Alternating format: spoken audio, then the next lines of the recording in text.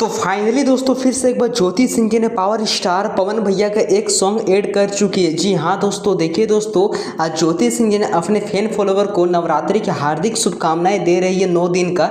और दोस्तों उस फोटो में, उस कैप्शन में मतलब पवन सिंह जी का ही गाना ऐड किया गया, दुलारी मैया करके सॉन्ग टाइटल का नाम है। और दोस्तों इसी से अंदाजा लग रहा है कि पावर स्टार पवन सिंह जी के लिए ज्योति सिंह अभी भी बहुत ही ज़्यादा मतलब मनोकामना कर रहे हैं कि हे दुर्गा माँ प्लीज़ मुझे पवन सिंह जी से मुलाकात हो जाए, एक बार तो वो बात कर ले। यानी कि दोस्तों ज्योति सिंह जी का अभी भी दिल कहता है कि मैं पवन सिंह जी से मिलके रहूंगी। यानी कि दोस्तों अब इसी से अंदाजा लग रहा है भोजपुरी इंडस्ट्री की ओर से कि पवन भैया भी तो राइज एंड फॉल से निकल चुके हैं। अब हो सकता है कि दोस्तों 2 से 3 दिन के अंदर दोनों आपस में मिलने वाले हैं। तो प्लीज़ दोस्तों अगर अभी तक मेरे चैनल को सब्सक्राइब नहीं किया, बेल आइकन को प्रेस नहीं किए तो फटाक से एक लाइक कर दीजिए, कमेंट कर दिए ताकि आप लोग सबसे पहले इस तरह का वीडियो देख पाइएगा।